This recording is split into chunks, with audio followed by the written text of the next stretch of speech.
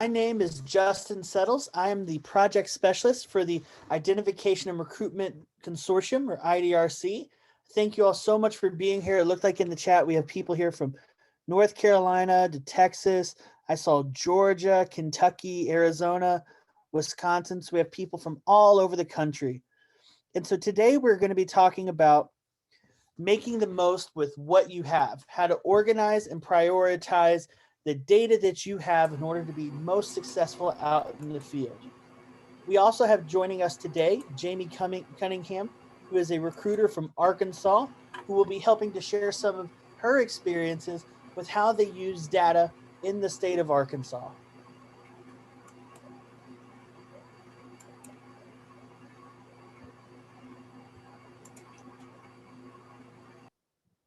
So having access to the latest information and data is crucial for identification and recruitment success. However, recruiters can often be overwhelmed by the amount of data they have available to them. As a recruiter, we know we have to go scour the internet doing research about our areas, looking for everything that's out there. We have to look for H-2A workers, previously enrolled families. There's many different sources of data that we can collect, and it can be overwhelming to have all of that with us. And so today we will look at some techniques that recruiters can use to properly organize the data they have, identify those crucial data elements that can help lead them to new eligible students, and even ways that they can prioritize the information they have available to them in order to maximize their success out in the field. So to begin with, let's talk about why data is so important. Recruiting success is often dictated by the quality of data and information available to recruiters. Even data that is only a couple weeks old can lead to recruiters missing potentially eligible students out in the field if it is not acted upon quickly.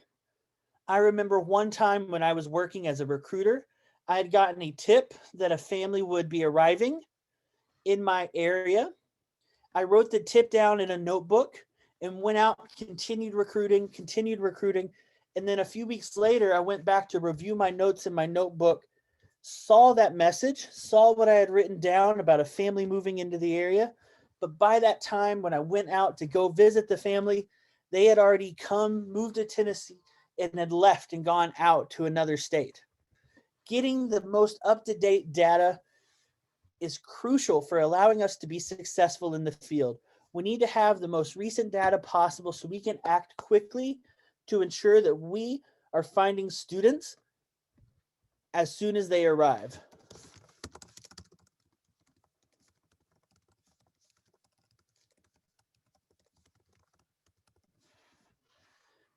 Recruiters have to be able to know the latest agricultural information in their area in order to know when workers might potentially arrive, where they might live, and how they can, or when they might be able to meet them.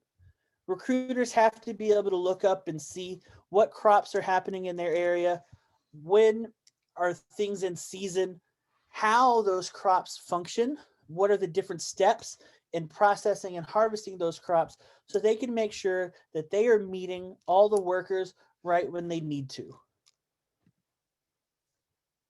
At IDRC, we offer a lot of different resources and information out there for both member and non-member states. One of our latest projects right now is we are currently offering the most up-to-date lists for H-2A workers and H-2A housing locations in your state. On the IDRC website, we currently have maps for all 50 states from around the country that you can go view and see right now. I've put the link to view these maps in chat, but they are available for free for anybody around the country. To access the maps, all you have to do is you can go to the IDRC website.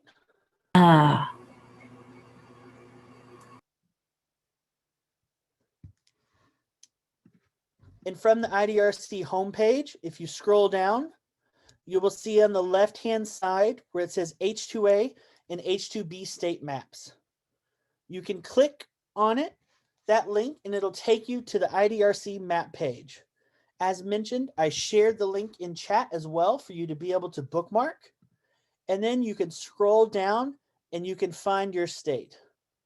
IDRC member states are listed first, and all other states are listed down below.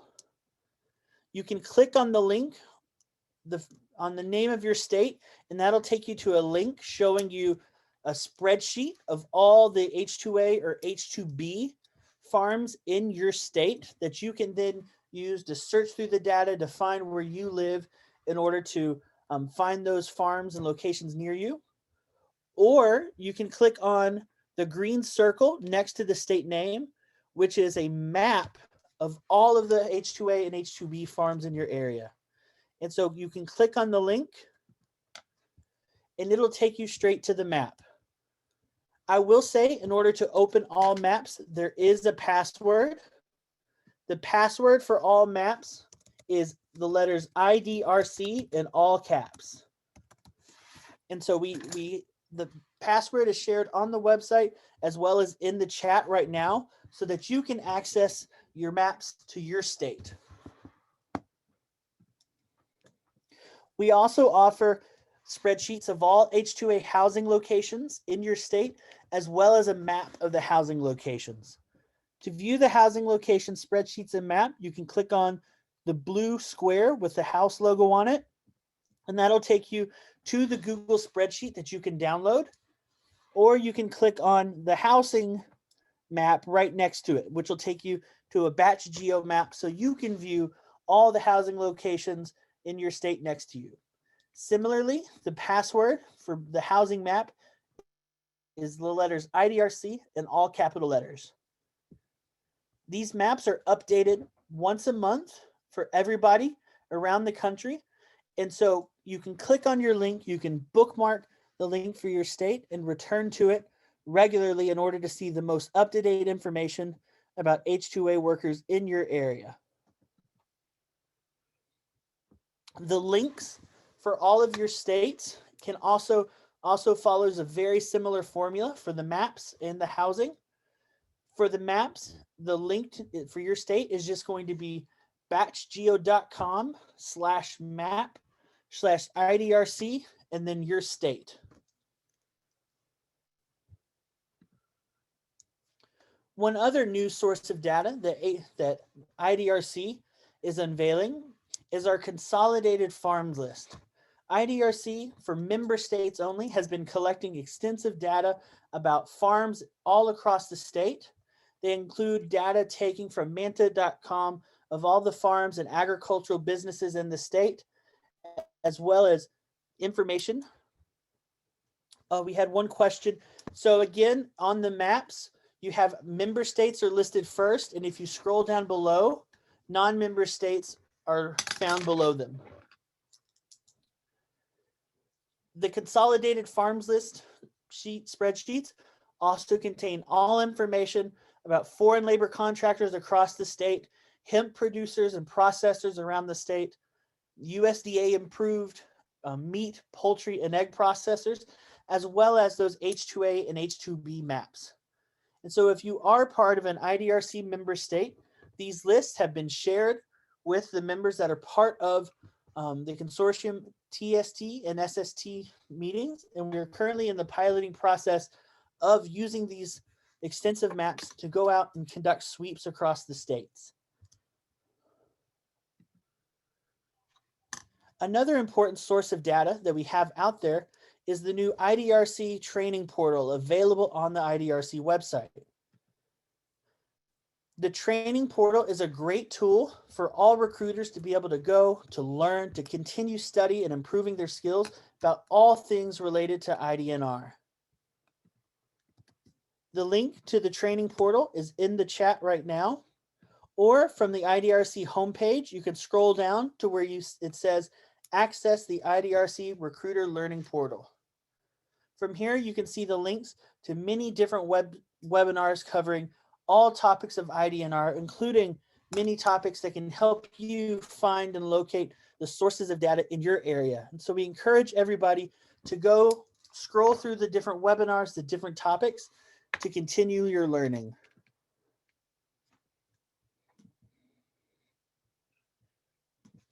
Now, Jamie from Arkansas is going to share with us some more about how they use data in their state.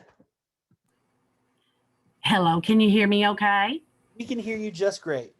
Okay. Well, I am a full-time recruiter for the state of Arkansas.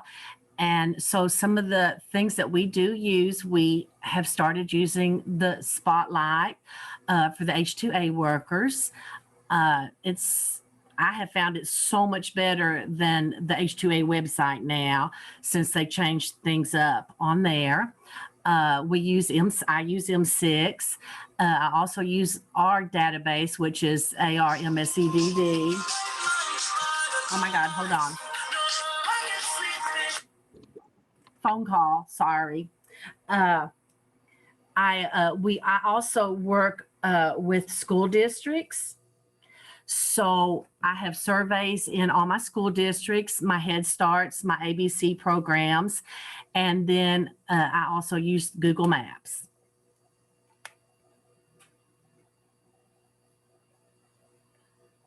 So my surveys in my school districts and my local Head Starts is one of my most important pieces of data that I collect.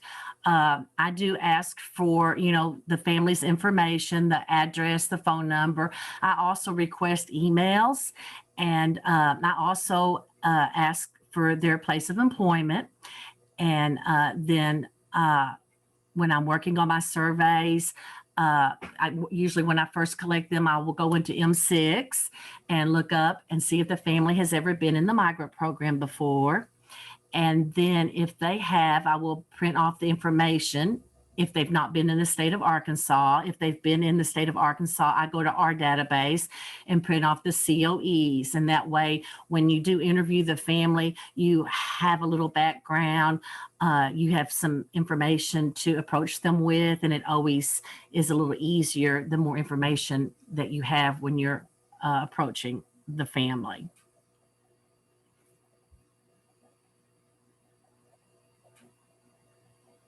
So like I said, I use M6 when I first get my surveys. And then I use our database to print off our COEs. And I do use the COEs themselves. They do contain a lot of information. And so in the summertime, when I actually am filling out the COEs on families that have come from other states, the school district that they come from.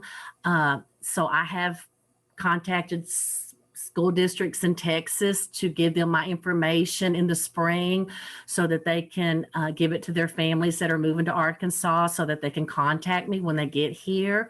So the COEs have information, a lot of information you can use also, especially if they're not in your area normally. And like I said, we really like Spotlight. It's so much easier to work with and find the farmers that are using the H-2A workers. Everything is right there that you need. I use the Google Maps. I have several different maps. I have one for my employers, one for my agencies, and then I actually put my families. I have one for my families from my surveys. And so that when I'm going to different school district areas, I can work on my surveys and use the best possible route, so I'm not hopping all over town and all over the areas. I can kind of be systematic about it and not waste a bunch of mileage and time. And we have started using the farm list, the IDRC farm list. We did break it up into areas, and it was given to the recruiters for that area so that they could contact the farmers to see if they had any H-2A workers or any families that have moved to the area to do the farm work. So it does make it really easy when you're working in an area and you've just got all those places that you can contact. Awesome. Thank you so much, Jamie, for sharing your experience and sharing how you all use data. So when we are using maps, it's important to note that we need to also be sure to follow all of our states' confidentiality laws and not, we're not putting family data up there on our maps, just only basic general information available. Yeah, Jessica, you want to say something real quick? Yeah, I was just going to make a comment that one of the states we were working with the other day said that if they ever put anything on a map about a family, they have like a code document. So maybe on the map, it may say number 4, and there's no information that even, could lead them to any particular thing. And one of the tools that we've been using with IDRC is Batch Geo, and you can actually put the map, put that address on there, and the address will never show up. It'll just show a pin. So definitely do not ever want to put family's name, phone number, not email, but an address or anything together on a Google map. So just make sure that we're really protecting that data. Thanks, Jessica. So next thing I wanted to talk about is this idea that I have encountered with recruiters out in the field about decision paralysis. As we mentioned, there's a vast amount of data that is available for recruiters, and it can be overwhelming for both new and experienced recruiters. And we have often seen that it can lead to recruiters suffering from what is known as decision paralysis. Decision paralysis is when a person is unable to make a decision because of overthinking or overanalyzing the information that they have, and preventing them from being able to move forward. Decision paralysis can often be triggered when it is difficult to compare the multiple options presented to us. So when you have different information about what you could possibly do out in the field, different places you can go, and it's difficult to compare and know which of those options is the best, which location you should visit, what could possibly lead to finding more students, it can lead to us overthinking it and preventing us from acting. So we end up wasting more time instead of just getting out there into the field. The more options that we have oftentimes in front of us, the harder it can become just to choose one, because we start seeing all the different benefits that all the options present. In addition, decision paralysis can also drain us of our energy. As we sit there thinking, our mental energy can go away, and it can lead to other issues in the future. Psychologist Barry Schwartz has worked a lot with this concept of decision paralysis and calls it the paradox of choice. And he describes how an increase in the number of available choices can often lead to greater anxiety, indecision, paralysis, as we mentioned, and dissatisfaction. And so we want to make sure that we as recruiters are able to take the information that we have, organize it, be able to work with it, find priorities, so that we can make quick, concrete decisions about what we need to accomplish in the field to avoid decision paralysis, to avoid that drain on our own mental health, and so we can make sure that we are acting to get out there and to find families. I think some steps that are really important to overcoming this issue for recruiters is that first, we have to realize that recruiting is our job. If you are a recruiter struggling to decide where to go or what to do, always remember, what Nike says, first things first, just do it. Just get out there. Recruiting is our job and is our top priority. And it's always best to use your training to make informed decisions and just get out in the field. And so if you are struggling between multiple decisions, trying to figure out what you should do, use that training to just go and visit a location, get out in the field, make those informed decisions. It's better to be out in the field than to be struggling, wondering what to do from home. Similarly, I think we have to learn how to recognize exactly when we are suffering from decision paralysis. We have to learn to check and see when we are preventing ourselves from moving forward and making a decision because we're overthinking things. So if you are struggling to make a choice or to narrow down a series of choices, that you always, take a moment to take a step back and accept and recognize how difficult decisions can be, and think about, what you need to do to move forward. Always want to make sure that you are keeping your priorities and goals in mind. As recruiters, we should have goals that we want to accomplish in the field. We should have goals that we want to accomplish in our areas. And likewise, our states have goals and priorities of what they want to accomplish as well. And so we need to make sure that no matter what we do and how we act, we are always keeping those goals and priorities in mind, and that our actions align with our personal ID&R goals as well as our state's ID&R goals and plans.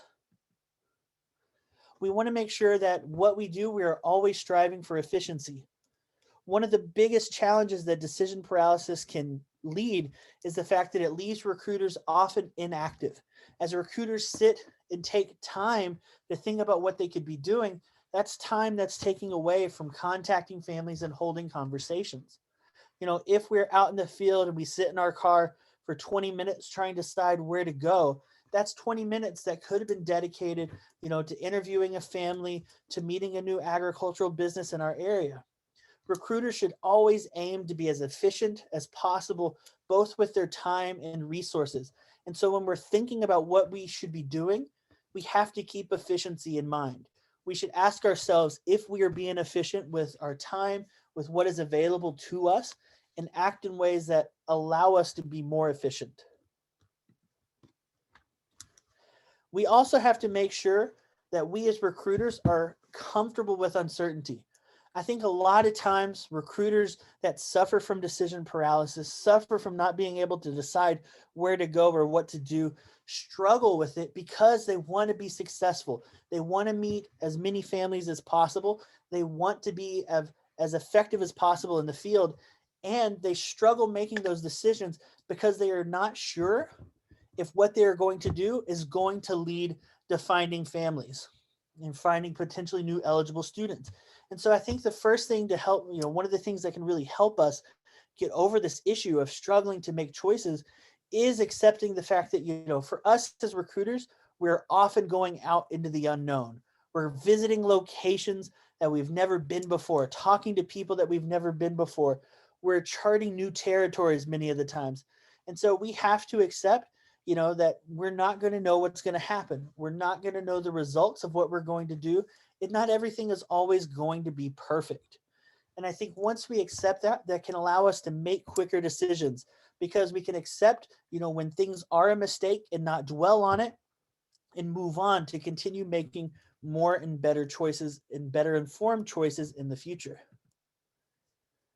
And then, as I mentioned, we have to make sure that we are continuing to stay organized and to prioritize. I think a lot of times us as recruiters, when we're out in the field, you know, one of the reasons too people struggle is because we get comfortable with the information that we do have and what we know, and we stop doing research, we stop trying to learn new things, and we stop trying to do new things.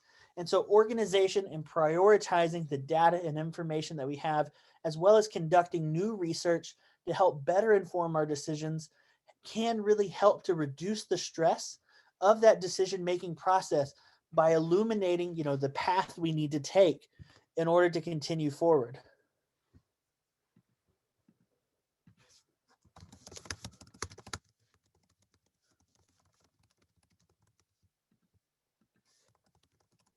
So now let's talk a bit about how you can take notes out in the field. I think taking notes is a critical step for continuing to be organized and for allowing you to gather and collect information. One thing I always tell recruiters, especially new recruiters, is that all information that we collect is helpful. I think a lot of times, you know, recruiters, they struggle to know about what kind of notes they should take, what they should be jotting down, because they struggle to identify what information is important. But the reality is that all information that we can collect, that we can see while out in the field, is important and can help give us a better picture about what is happening in an area. So for example, if we're going out and we're visiting a farm, you know, when a farm lets you know that they're currently not hiring workers, you know, I've seen many recruiters, you know, just get frustrated by that, saying that they didn't learn anything new. But, you know, even learning that somebody is not hiring or that there's nobody eligible at a location, that's important information to know. And that's information that you can use in the future. And so when you're out in the field, make sure when you're writing notes, you're being as thorough as possible, writing down as much information as you can, because it's always some information that you can use in some way, shape, or form. You always want to write down who you spoke to at a location, the time that you spoke to them, because it could be, a time that they're there. So maybe in the future, that's the time you should stop at, as well as any contact information you obtained. It's good practice to always ask people their names, no matter where you're at, always ask, the person's name. If you're at a business, ask if they have a business card that you can take back with you, that you can keep on file.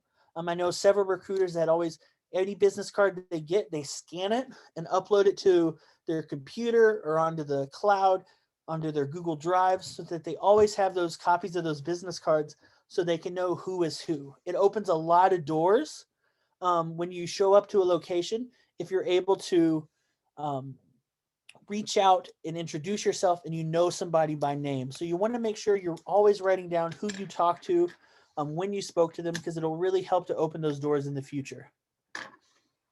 And then lastly, I want to make sure that everybody knows that when you are writing notes, it's always good to write down and highlight any information that needs to be followed up on. Just like the story I shared earlier, where I missed a family because I didn't properly highlight that I needed to go back and visit them when they were arriving. It's a lesson that all of us can learn. We want to make sure that we have that space to keep track of exactly what are the things we need to follow up with in the future, so that information doesn't get lost. So one tool I would love to share with everybody that I use and that I swear by a lot is an app that's called Simplenote.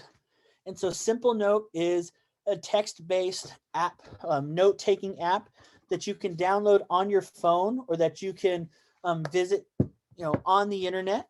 And so it's a cloud-based note-taking app. And so when you have it on your phone, you can be out in the field and create a new note and take notes electronically. And those notes are automatically stored on the cloud. So then you can go on your computer, go to the Simplenote website, and you can see all the notes that you wrote on your phone. For me, it's a fantastic way of keeping track of the information I learned while out in the field. And it's an easy way to transfer information back and forth from my phone to my computer. I used to write my notes down and email them to myself, which could be a really big hassle. And now with the Simplenote app, which is completely free for anybody to use, it doesn't cost a thing. It's easy to transfer those notes back and forth from my computer, so I can write them down on my phone or electronic device while I'm out in the field, and then have them on my computer to transfer, to write reports, to turn in reports about what was accomplished, and to save that information, to organize it and prioritize it in the future. As I mentioned, you can access a note once it has been written from any device where you were logged in. You just create a free account on Simplenote, and those notes are stored and accessible on any device that you could use the app on.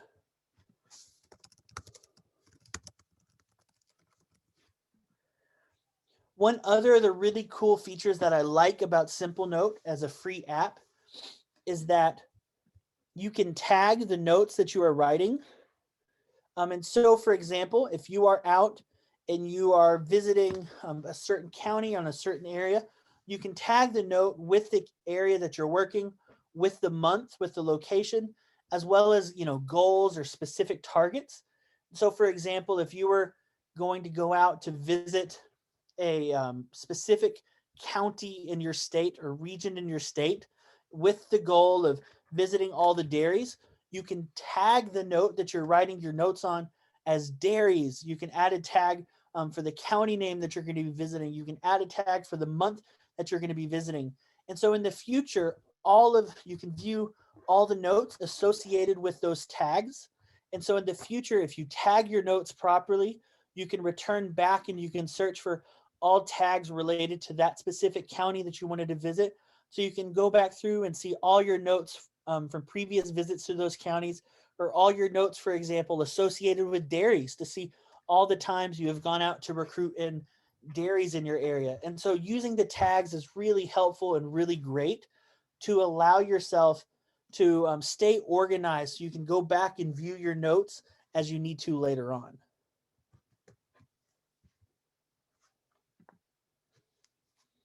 So now let's talk a little bit about how we're going to prioritize the information that we get.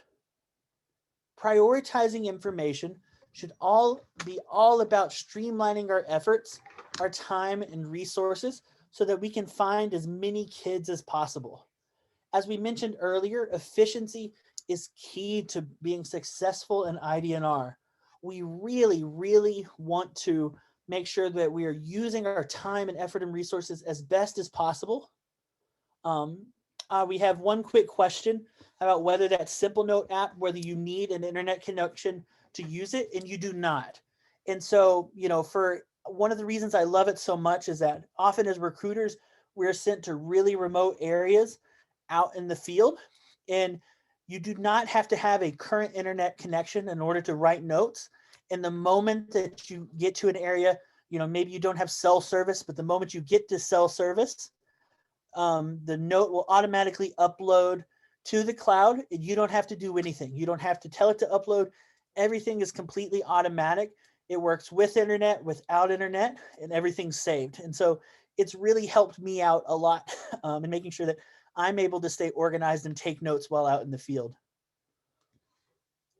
So when we're prioritizing data, recruiters should always be thinking about how they can put themselves in those best positions to find as many students as they can using their resources as best as they can. So now let's talk about some strategies that can be used in order to prioritize information. One way of prioritizing information that I've seen recruiters use and I've heard about and used myself is what's called the Eisenhower matrix. And so this is a strategy that was developed by former President Dwight Eisenhower in order to classify information and tasks as being either important, not important, urgent, or not urgent. And so based on where your task and information falls within this chart, you can figure out exactly what you need to do with that information. And so you're just looking at a task and you're figuring out how important is this information or this task I have to do, and how quickly must it be done. And so if you're working on it, you'll find, the urgent tasks are things that you feel like you need to react to as soon as possible or react to quickly. And important tasks are those tasks that are contributing directly to your personal and statewide goals, values, as well as your long-term mission statement as well. And so when you take these tasks and information and you chart it on the matrix, you're going to find that tasks are going to be falling into either the urgent and important category or the urgent and important quadrant, which is a task that means that you need to take care of yourself and do it as quickly as possible. You're going to find some tasks are going to fall into the important but not urgent category, which means that it's something that you need to take care of yourself, but you have time to sit and to be able to plan it out to make sure that you're tackling the task the best way possible. You're also going to find that some tasks are going to fall under the urgent but not important category. So maybe it's something that needs to be done quickly, but you yourself don't need to handle it. And in which case, that's something that you can delegate off to somebody else for them to take care of. And then lastly, you're going to find tasks that are going to follow into the either neither urgent and not important category. And those are tasks that you can leave on the back burner and you can save for later to take care of when you might have more time or a little bit more flexibility. So just some examples of experiences that we might have while out in the field and how you can chart these on the Eisenhower matrix. A good do now task, a task that would fall under both important or urgent, was getting information that a family has recently arrived in your area and that they are currently engaged in a qualifying activity and they have not been able to get enrolled in school. So if you get a referral, you get information that there's a family that has arrived, is currently engaging in qualifying work, but is struggling to get their student enrolled and they need to get their student enrolled, That's something urgent and important that you need to act on as soon as possible. Similarly, something that might fall in the important but not urgent category that you can plan for is if you were told that a new crew is going to be arriving at a farm to work or arriving at a local agricultural business to work in a few weeks, you know that that's not something you need to take care of now because it's coming into the future. In the future, it might become an important and urgent task, but it's going to be important that you can handle in the future. So that's a task that you can set aside to plan to make sure that you are tackling it the best possible. Other tasks that you might experience, for example, a task that you might have to delegate to somebody else is if a farmer asks you if you can come by as soon as possible to help translate some documents that they need to provide to their workers. If you know that that's an important relationship that you want to maintain, but that the event, might not necessarily this time lead to finding any new eligible students. Maybe it's a farm that you've already visited a couple times, you've signed everybody up there. And so you know that it's an important relationship you want to maintain, but you might not get those new COEs. Maybe you can delegate it out because that would be a task that, is in the grand scheme of things related to finding new students is not as important, but it's urgent because the farmer needs it. And so you can delegate that and ask somebody else to handle that situation. And similarly, a task that you can save for later is if you were told about a new farm in a county, that maybe you have previously wanted to explore. There's no guarantee that there's any new workers there before. It's a county that you haven't maybe had any new migrant students at. You can take that information and set it aside for later to make sure that you are creating, a plan to reach it, to explore, to review that information, to check in on it when the time is right. Another way that I've seen recruiters prioritize information is by using the traffic light method. The traffic light method allows you to classify and color code information or tasks as being short-term, medium, or long-term tasks. The green color of go is often related to the short-term tasks. And so these are tasks that should be your top priority and should be accomplished ideally within a couple of days. And so these are the tasks that, again, just like the Eisenhower matrix, are going to be important. They're going to be urgent and that you need to take care of right now. And so you want to color code them green for go so you can remind yourself that these are things you need to do. Yellow is going to be our medium term tasks. And so these are tasks that might not need to be accomplished immediately, but they can be accomplished within a week or two. And so they're tasks that you can be working on over the next few weeks. And then red is our long-term tasks. And so these are tasks that are going to be on the lowest priority and that you can always put on your back burner to work and focus on them later. So some examples of what, green, yellow, and red tasks might look like while out in the field. A green task that is urgent that you should go and take care of now is imagining that you are out recruiting and you run into a worker who's engaged in a qualifying activity that calls you that their child recently arrived and is ready to be enrolled. Maybe it's a family you already have previous experience with. They move to your state every year and they call you to let you know, hey, we're back and we're ready to be in the program again. That's a green go task. That's a task you can prioritize, put on your list to go and do now. Similarly, if somebody comes along and tells you, hey, I saw this apartment complex nearby. It looked like, there might be some new families living in the area. Maybe we saw some out-of-state license plates, or we saw, some produce boxes stacked outside of apartments. That would be a good place to go check and to look. That's going to be a medium-term task. That's a task. It's a great lead that you can go and follow up with.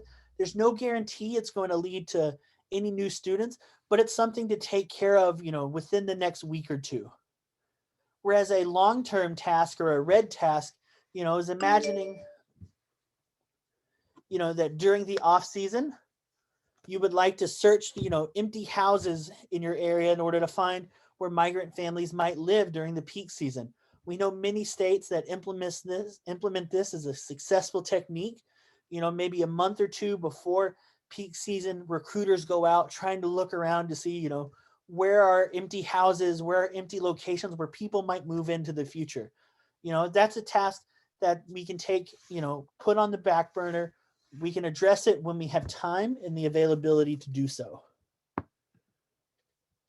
And then last way of prioritizing information that I wanted to share with you all is prioritizing information by time. And so we know that when we are out recruiting, there are some tasks that are best accomplished during certain times of the day. We know it's best to contact and to call, for example, businesses during business hours. You wouldn't wait until 7, 8, 9 o'clock at night in order to be attempting to reach those businesses, because people are not going to be in the office at that time.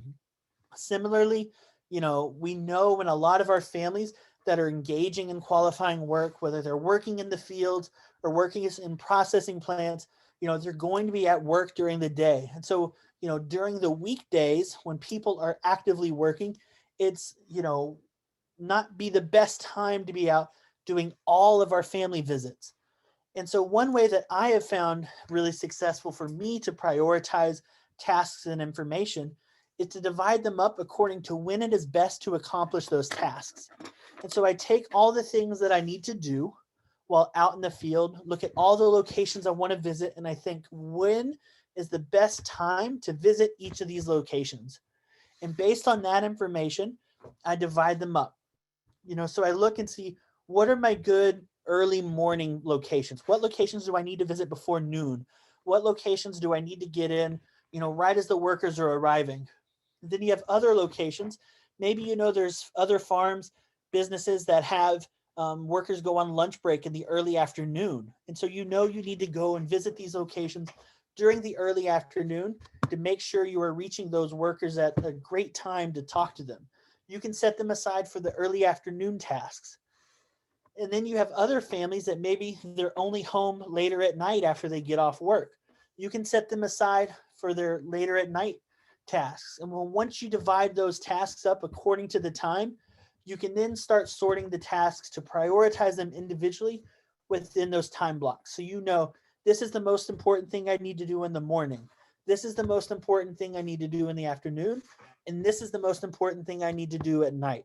So that you know that at all times, you are going out doing the top priority tasks at the time that you need to be doing them.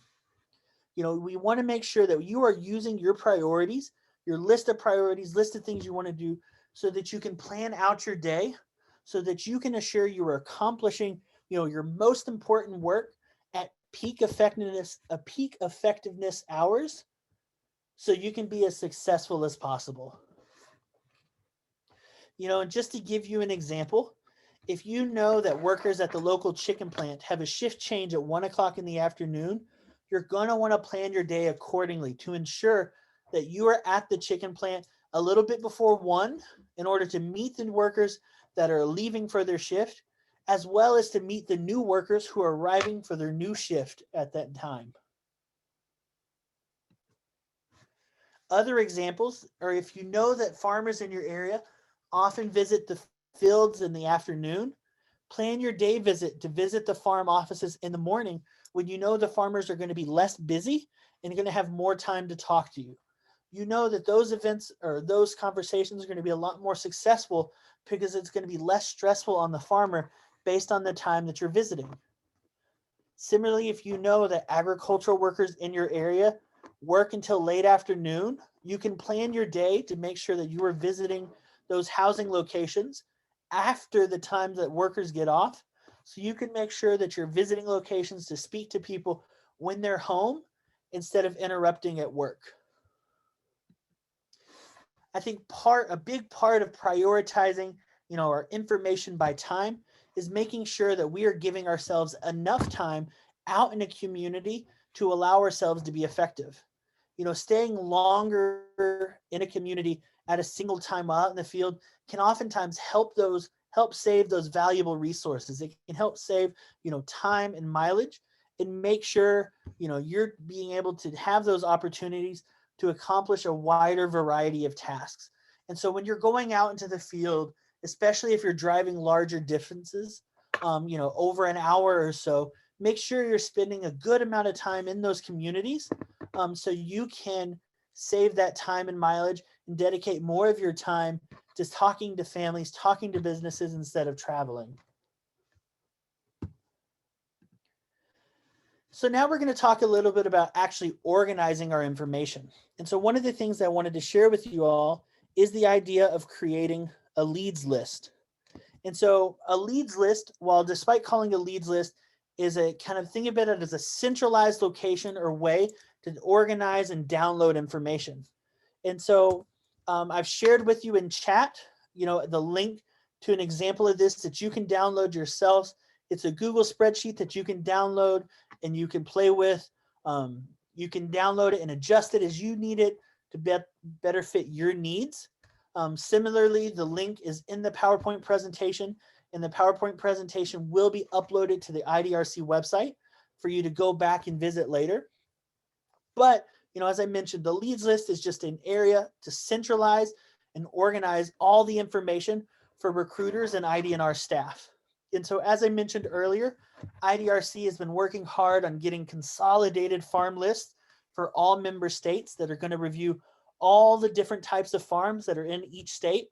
And so thinking about creating a leads list as being a similar, but on an individual scale or individual level. So it's a centralized area for all your information in your area, in your region, or for you as a recruiter. So you can organize that information, figure out what it is that you need to do, and prioritize your tasks. These leads lists can help, make information easier to find and can help facilitate the decision-making process for recruiters. As I mentioned, a leads list, when I've used it in the past, has always been a single spreadsheet where recruiters as well as IDR staff can add or view new leads and information that needs to be followed up on. It's a great way for supervisors to help share information with their staff as well. So that supervisors can pass important information along to recruiters to let them know about things that are happening or things that they should be focusing on. We did have a question about whether we'll be able to watch this again.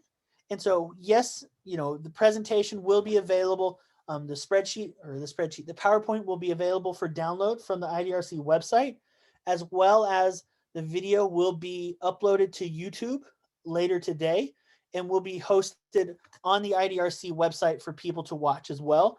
If you go to the learning portal we mentioned, or you can go to the IDRC's website, Jessica shared a link in chat to our webinar section where you'll be able to view it later on. When you're creating your leads list, you're creating your area to store information and data. You want to make sure that the very first thing that you do is start by adding all those known sources of agriculture in your area. Knowing those main sources of agriculture in your area is the backbone of identification and recruitment. You have to know what is bringing people to your area, where people are working, because that's going to be the easiest way for you to help find those eligible families is by visiting those areas, starting there and building your network outward. So you want to find those known sources of agriculture, do the research, use Spotlight as Jamie mentioned, download the H2A maps on the IDRC website, use websites like manta.com.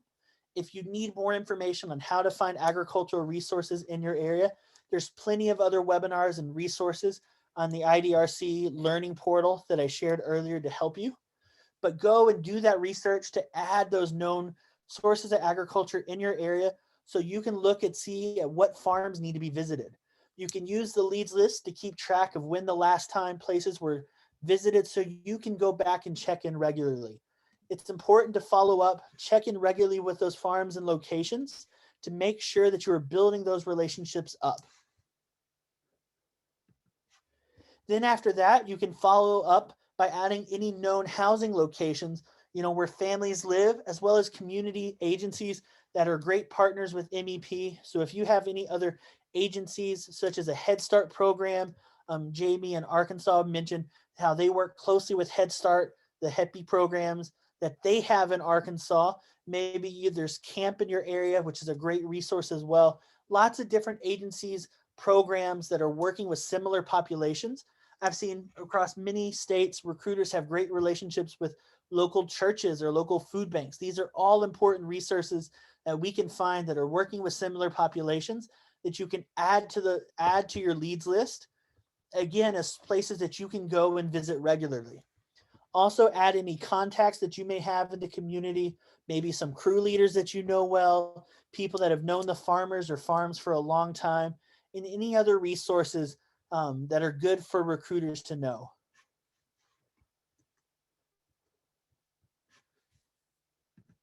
As I mentioned, creating your leads list can be created for individual staff, but it can also be created, for regional staff or for state staff, depending on your IDNR needs. And so I've seen recruiters create one just for themselves, for their area, where they're keeping track of the information that they know, the information that they need to follow up with, as well as the information that they're learning while they're out in the field as they continue to update and add to the list. And I've also seen other states use leads lists or similar spreadsheets to keep track of things that multiple recruiters across the region must know. But it's just a great tool in order to help you stay organized with the information that you do know. And that way too, the information cannot be lost. One of the things that we've seen within the migrant education program is how it can affect identification and recruitment efforts when one recruiter leaves and takes with them all the information that they've gained. So creating something like a leads list to keep track of that central, all the information that you've learned while out in the field, the notes from your visits, so that it can be shared later on, is a great tool to help guarantee success for recruiters in the future by helping to pass and share that information with others. One of the interesting things about the leads list as well is that you can use it to prioritize your data in your tasks. As we mentioned earlier, we shared, the Eisenhower matrix, we shared the traffic light method, how to prioritize information by time. All of these methods are ways that you can use to help prioritize information in your leads list. You can have a column labeled priority, and you can list, whether a task is urgent and important, or whether a task maybe is important but not urgent, so that you can help identify, exactly when tasks need to be taken care of. Similarly, I've seen the traffic light method used a lot for things like a leads list, because you can easily go through in the spreadsheet and color code different lines according to when it needs to take care of. And so if you have some information on there, you can color that line green so that you can know this is something you need to take care of effectively. Similarly, you can color code something yellow if you know it's something that needs to be taken care of in the next couple of weeks, or red if it's a long-term plan. When you are creating your leads list, just make sure that your leads list can contain, identifying information for the location you want to visit. Just as Jessica said, we don't want to put identifying information for families. We want to make sure we are protecting our family data. But when we're talking about farms, other businesses and partners, that's the kind of identifying information we should be looking for. We want to make sure that we include their location, know where to stop, where to go visit. So an address as well. What kind of lead is it? So if you're putting information up there, if the information is about a new farm, write that it's an agribusiness lead. If it's about a community partner organization, write partner organization. Identify the type of lead so you can help sort the information to see all the different types of information you have and keep it organized. Always add the date that the information was added, just to make sure that you're keeping everything up to date and responding to things in a timely manner. It's critical to make sure that everything is being done, that nothing is being left behind, that you're not taking too long to visit some of these crucial leads and information so that families aren't being lost. As well as you want to add any additional contact information, the name of a contact, the person you should be speaking to, a phone number, and always leave areas for comments or notes so that when it is visited, followed up with, you can know exactly who to talk to so that others can see the results of the visit, know how it went to help plan for the future. And if you are creating a leads list or an area to centralize information for multiple recruiters, it's always a great idea to include a staff assigned box. A staff assigned box is critical, for letting your recruiters know exactly what they should be doing. That way they can log in, see their name, see exactly the things that they should be following up with, so they can help and prioritize that information and take care of things quickly.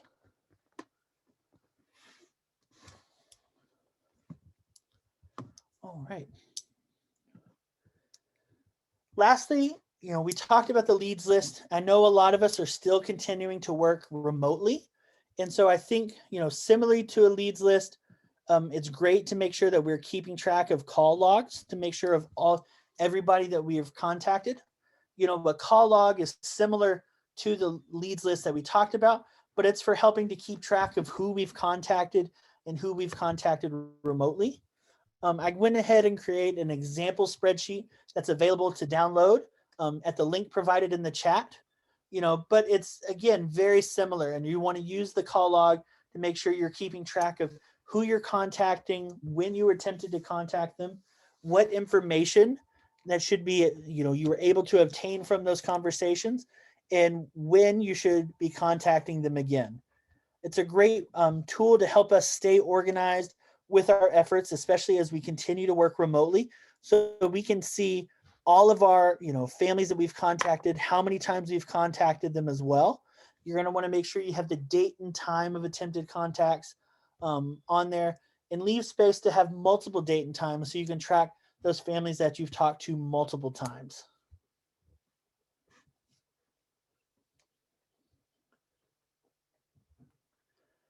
All right. I know we've all been going for an hour, and it seems this presentation has gone by real quick, but we really do appreciate everybody joining us here today to talk a little bit about how we should, use the data and information we have to continue to be as successful as possible in the field. I would love, as part of our federal requirement, we ask that anybody that attends our trainings to fill out a quick evaluation form. I've provided the link to the evaluation form in the chat box for you to follow up with. Or if you're ever used a QR code before, we have a QR code provided on screen. QR codes are digital codes that you can scan using your phone's camera. That'll allow you to open up a link online where you can that'll take you directly to the survey posted in chat. And so the title of today's training was Making the Most with What You Have. And so I would really appreciate it if everybody could go fill out one of those training evaluations to let us know how we did today, so we can continue to provide best trainings possible to everybody out there. But again, thank you so much for all the work that you're doing. Thank you all for joining us. We're getting ready to get into the summer, so we have some more trainings that are going to be coming up, so be on the lookout for that. And I hope everybody has a great rest of your day. If you have any other questions, my contact information can be found here. Feel free to shoot me an email. And I also want to give a big round of applause and thank you one last time to Jamie Cunningham from Arkansas for joining us to share her experience and how Arkansas is using data. It's always great to hear about the great things that other states are doing. So thank you very much. And like I said, have a great rest of your day.